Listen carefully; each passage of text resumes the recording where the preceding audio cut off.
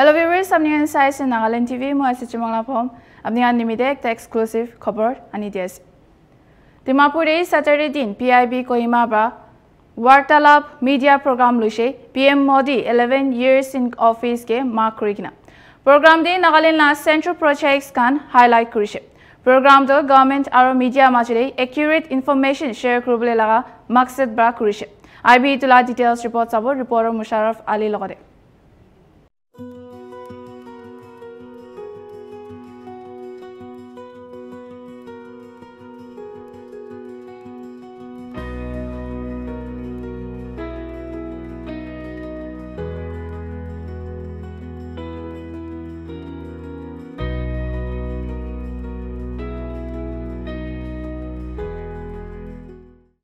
Today we are going to talk a little bit about PIB. Although we have a very good office of PIB Kohima here, but still I'd like to tell you a little bit more about what exactly is the mandate of PIB. आप बताइएगा कि वो जो mandate है, is it being fulfilled by our PIB Kohima office? And after that we are going to talk about delve a little bit about the subject of misinformation, disinformation, and what the government is doing as far as fact check is concerned. And maybe what the media fraternity can also do for that. And finally, we are going to talk a little bit about one new source of news that has come up by Prasar Bharati, which is the PB Shab platform.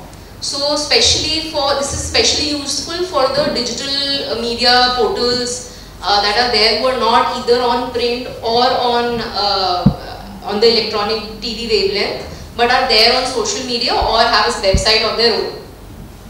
So we'll start with the first slide.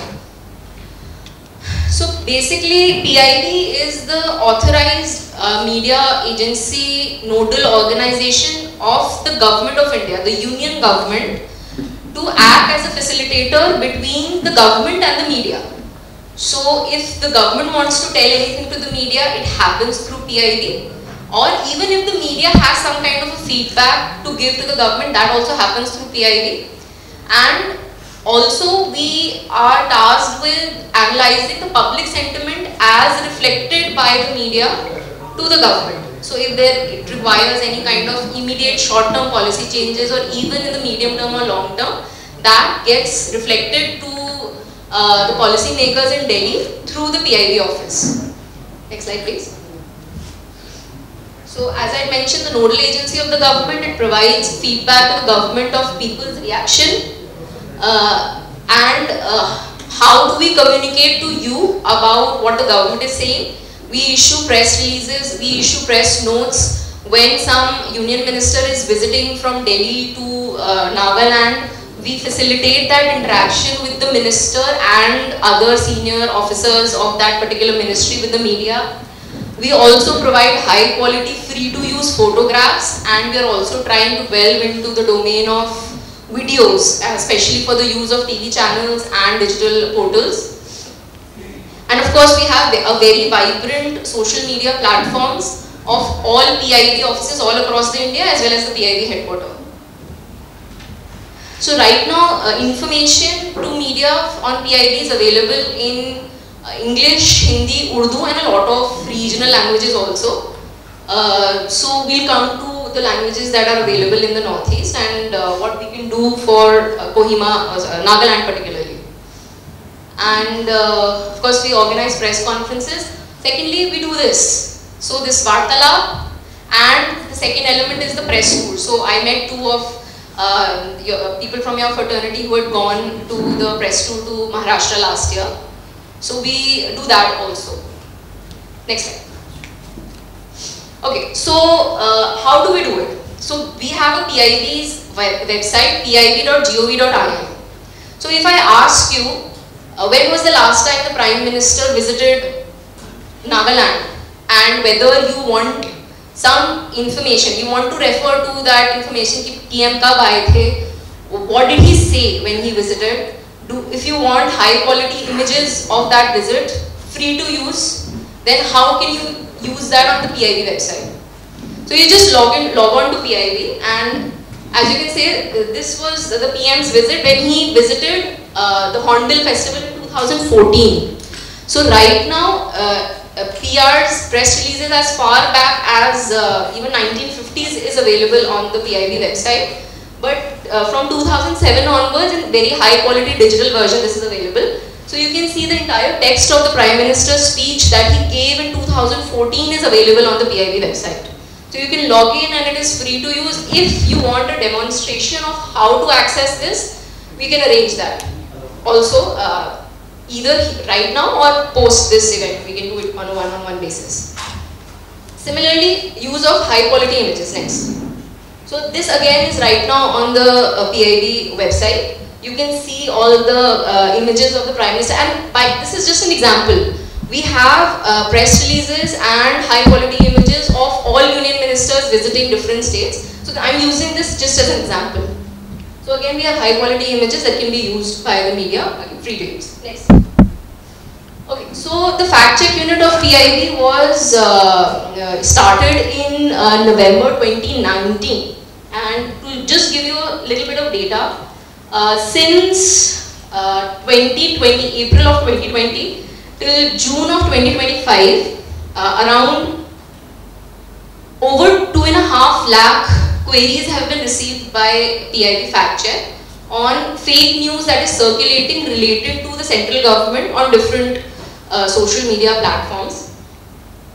Specifically for Operation Sindoor, which you would have heard of, I'm sure.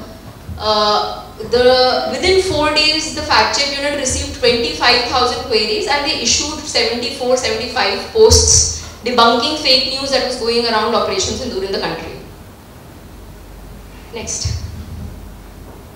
So I asked some people, I was in Bokajan yesterday, so I asked some of the press people there, did you hear about this news that Ajit Doval has said that please everybody be ready, we are going to engage emergency provisions, a big attack is going to happen in India, please be prepared.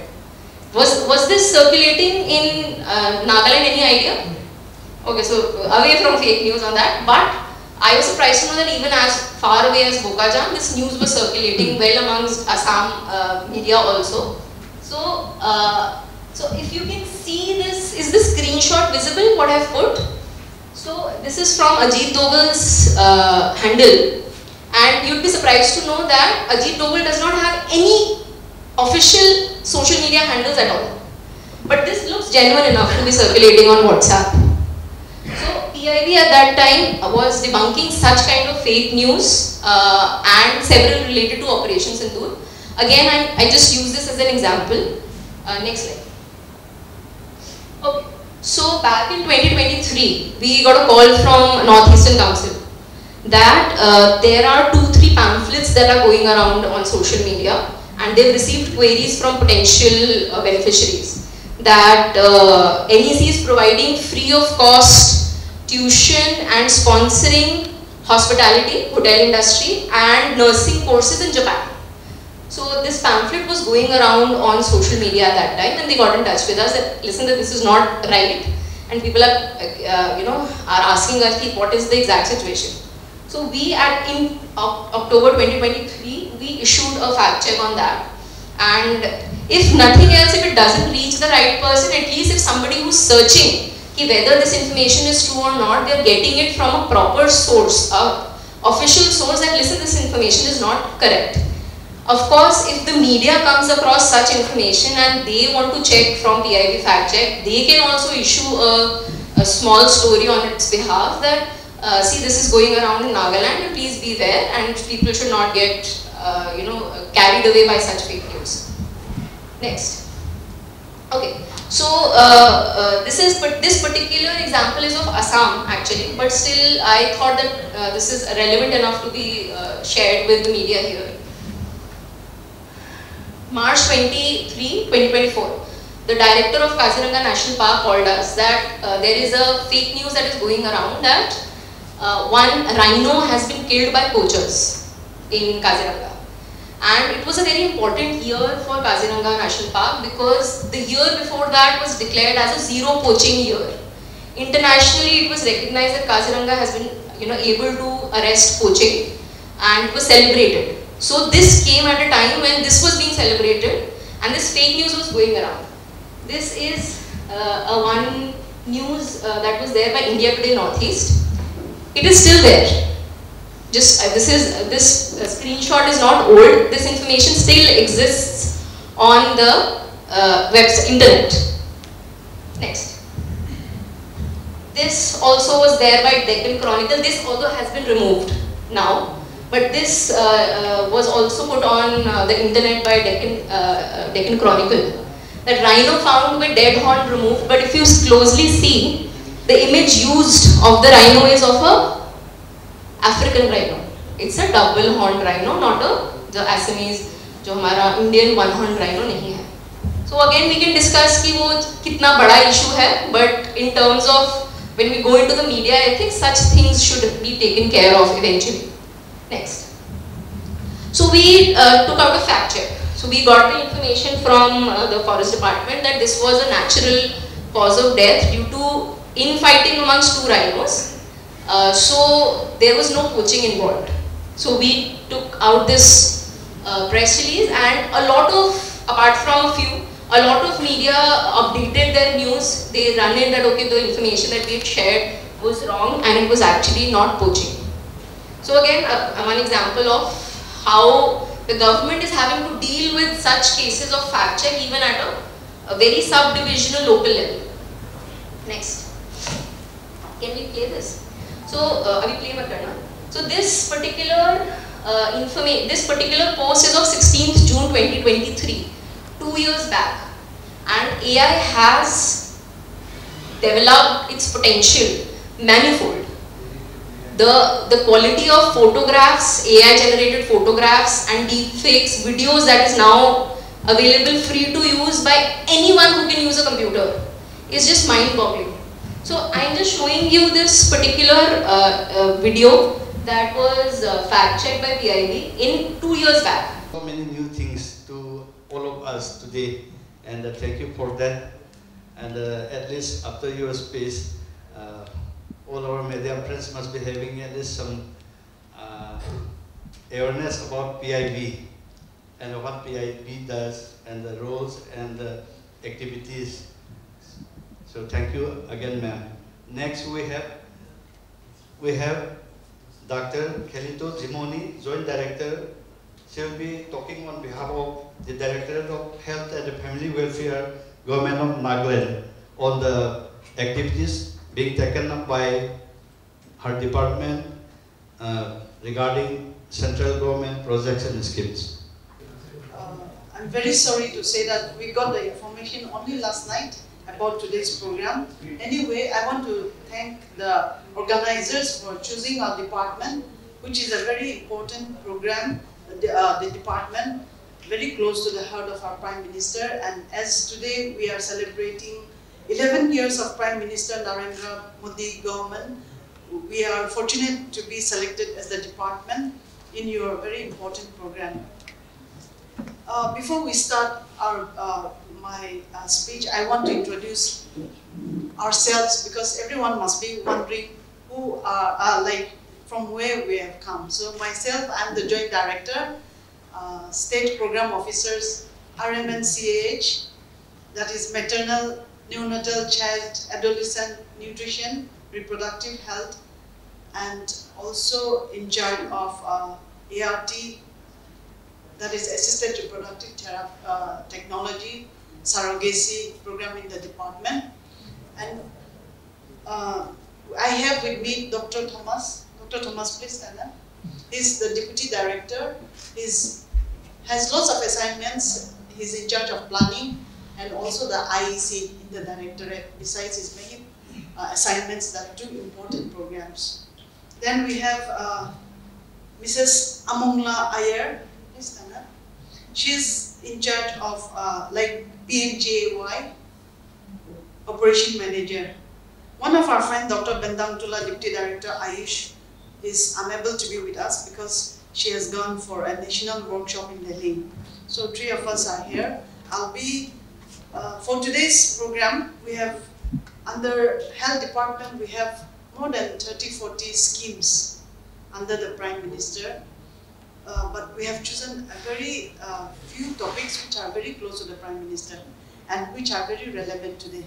So I'll be saying few words on those programs, but in the next session, interaction session, my friends will be helping me, and you are always welcome to ask anything that you want to know from our department. So today it is both a privilege and a responsibility to stand before you today to speak about a transformation that touches every household, every village and every patient, Ayushman Bharat, and the strides we have taken in Nagaland towards universal, equitable and digital health. In 2018, the Indian government launched Ayushman Bharat, comprising 2 landmark initiatives that have transformed the healthcare landscape in India. The first one is Pradhan Mantri Jan Arogya Yojana, PMJY, and the second one is Health and Wellness Centers. So to talk about the first one, the Ayushman Bharat Pradhan Mantri Jan Arogya Yojana is a flagship centrally sponsored scheme that provides health insurance coverage of Rs 5 lakh per family per year for secondary and tertiary care hospitalizations. PMJY became the world's most extensive government-funded health insurance system. For the rural family we had previously avoided hospitals who had previously avoided hospitals due to prohibitive cost, PMJY became the affordable safety net. The scheme is fully funded by the government with the cost of implementation shared between the central and the state governments. Our state has got national awards also under this program during the last 1-2 years. The key features and benefits of this program is, number 1, health coverage, Rs 5 lakh per family per year for secondary and tertiary care. Number 2, cashless services, available at empaneled hospitals across Nagaland and India, direct reimbursement to hospitals. Number 3, easy access, paperless registration at hospitals and designated centers. The impact in the last 1 year, 3-fold increase in authorized procedures since launch, 65% rise in public hospital revenues. The scheme targets 3,96,002 households as per the census of 2011 data, which include 2,44,898 PMJY households, 12,333 missing middle, and the government employees and pensioner households is 97,125. The challenges we face under this PMJY is, number 1, low Aadhaar saturation. Many of our rural population does not have Aadhaar with them. Number 2 is poor internet connectivity, especially in the very hard to reach areas and remote locations. Due to this, we are unable to reach to the very hard to reach populations areas. Number 3 challenge is low beneficiary turnout in the enrollment stations. Our people are still not aware of this facility and this benefit, and they don't turn up when the department organizes this enrollment in the village level and in the far places where our people are they are not aware and they are not brought to the enrollment stations. Number 4 is delay in verification by the district administration. Our district administration being a very busy department, there are times when we face problems in verification of our beneficiaries. The second most close to our Prime Minister program is Health and Wellness Centers. Health and Wellness Centers is addressing the best of India's healthcare, that is the primary healthcare.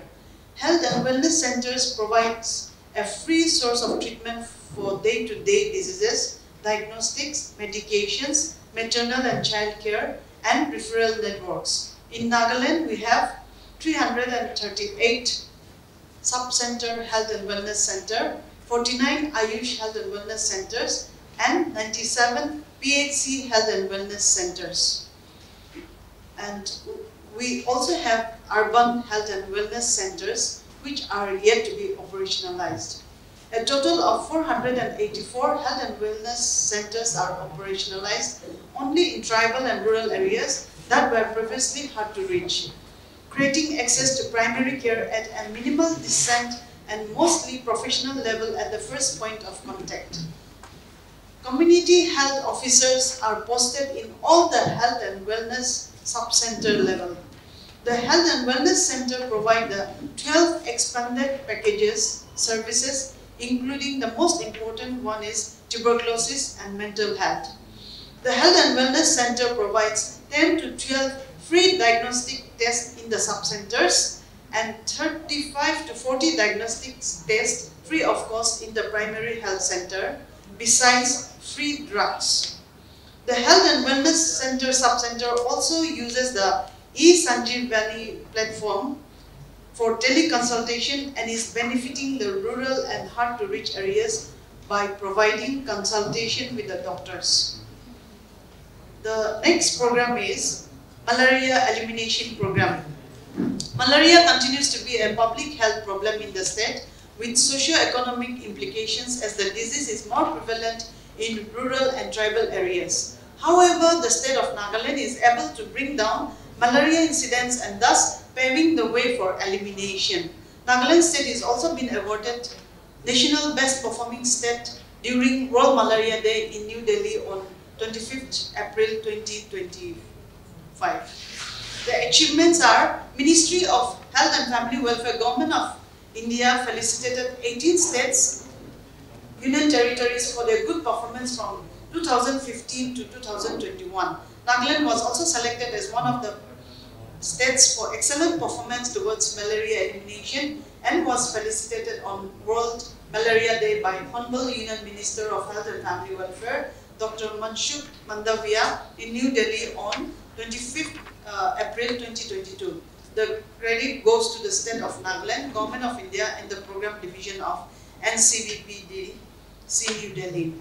Annual blood examination is achieved as per the national target, that is more than 10%. Annual parasitical incidence is less than 1 in Nagaland. Publishing of malaria and dengue as notifiable disease at State Gazette. Documentation process on sub-malaria elimination certification for Longland district is ongoing. Paperless reporting in IHIP PPD portal for malaria since 2024. Reported 0 malaria deaths in state since 2017. Another program very close to our Prime Minister is TB Mukt Bharat, TB elimination. Nagaland, along with the rest of the country, is pacing for the TB and TB efforts towards achieving the target in line with the strategic plan. The target by the year 2025 December was established, taking the year 2015 as the baseline, where one of the main goals is to reduce in TB incidence rate by 80%. So the baseline in India was for reduction of TB incidence per lakh population. In 2015, the baseline was 236, where in Nagaland it was also 236. And the achievement in 2023, it was 195, that is 18% reduction in India, and in Nagaland it was 196, 17% reduction. So key performance indicators in 2024, in Nagaland, the TB cases notified in 2024 was 82% against the allotted target of 5,000. This also translates to notification rate of 194 per lakh population. Active TB cases was 4,174 during the year 2024. So in Nagaland, the achievements are like TB notification 82% we have achieved, and the success rate was also 87%, which are at par with the national level. Then we also have Nikshay Poshan Yojana, which is nutritional benefit to our TB patients. Every TB patients who undergoes treatment for 6 months, they are given a sum of Rs 1,000 per month by the ministry. So we call that Nikshay Poshan Yojana, and that also 78% of the patients got that benefit, which is direct benefit transfer to the patients. And we also have undertaken another initiative, that is under TB Mukt Bharat Nikshay Mitra initiative, which is mobilized by our state government. We find out some people and NGOs who wants to sponsor the TB patients for their additional nutritional support. So in Nagaland, we have achieved around 479 mitras. 97% of TB patients were given additional nutritional support besides the support given by the government of India. And we have also achieved the TB Mukt Panchayat. About 150 villages has been awarded TB-free status during the last 2-3 years. Under NTEP, that is National TB Elimination Program, one key strategy to accelerate the decline in TB incidence is expansion of TB preventive treatment among household contacts of TB patients and key risk groups. The status at present are like household contacts, all age group, vulnerable population screen is around 76%. Household contacts, all age group, vulnerable population initiated on TPT is 55%.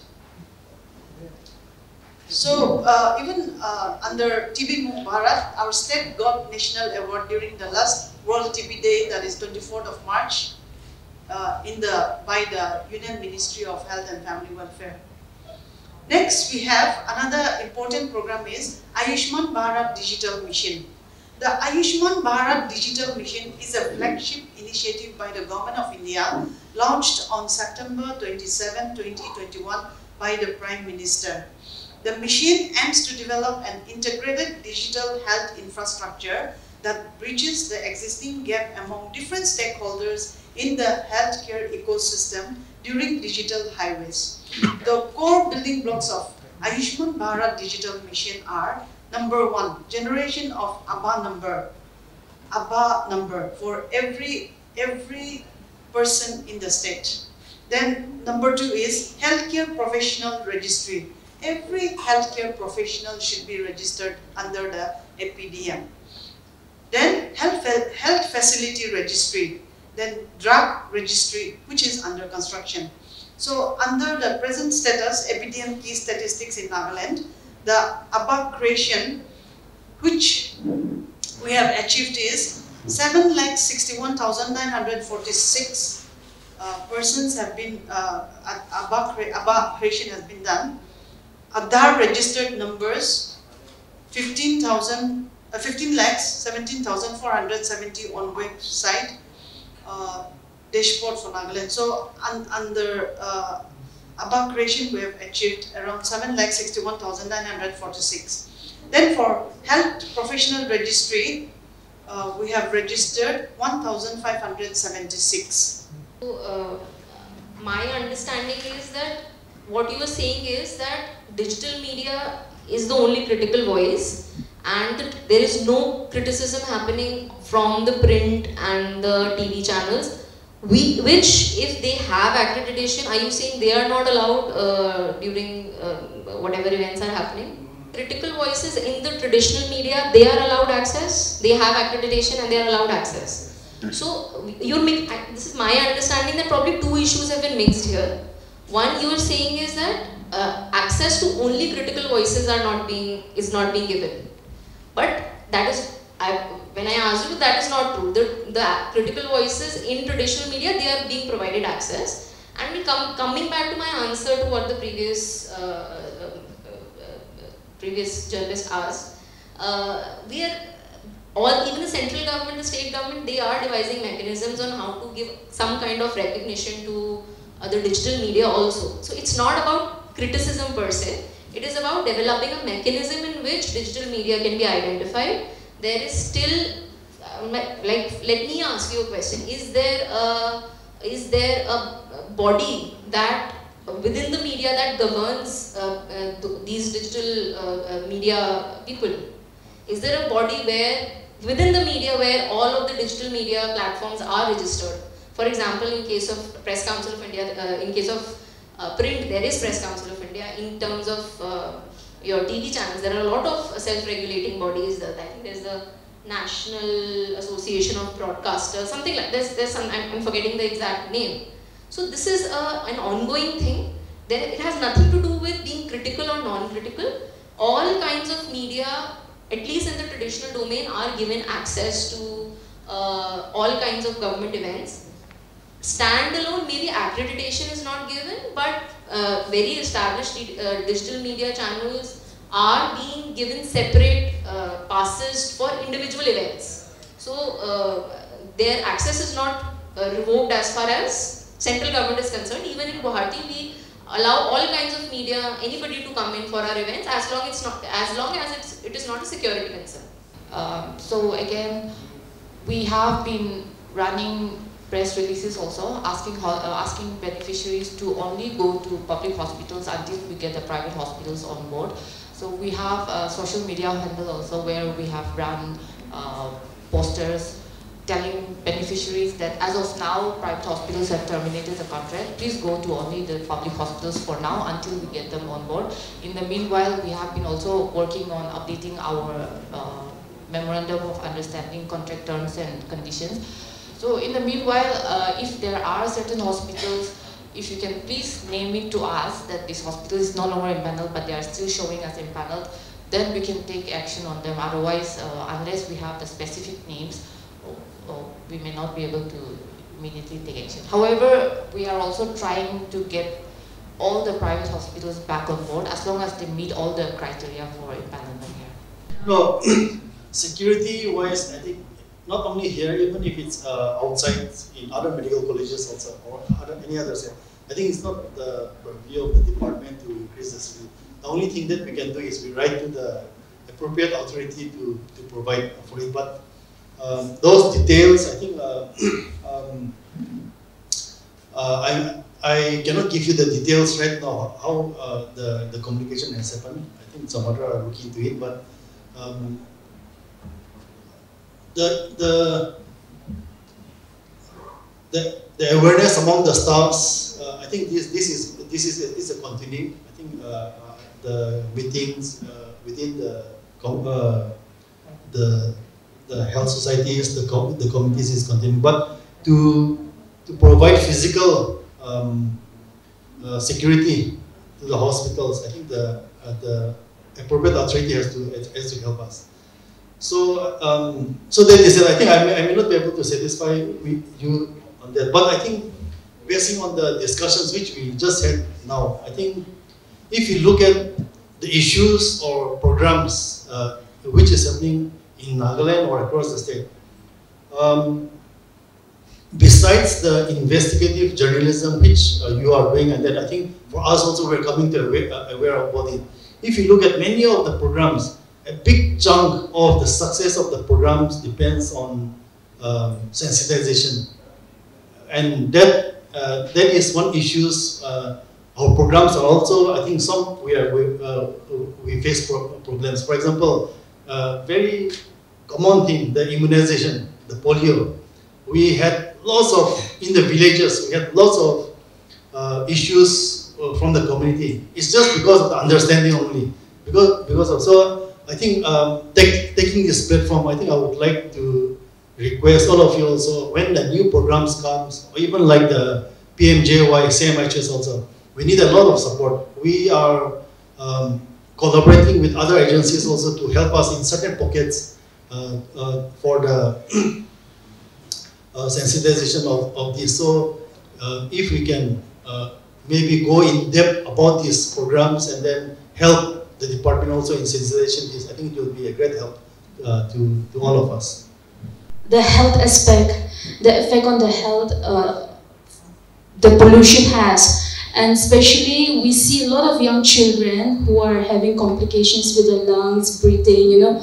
And when we come to Dimapur and Kohima, we always have this issue of constant dizziness, headache, irritation, eye irritation, and all these things are related to pollution, because when we go out, we feel that it's much, our body feels better, and the air is much breathable in that sense. So I would like to know if the health department is dedicating any particular research or studies on the pollution in Kohima and Dimapur, and if so, we would be happy to highlight it for the for our public in that sense. Thank you.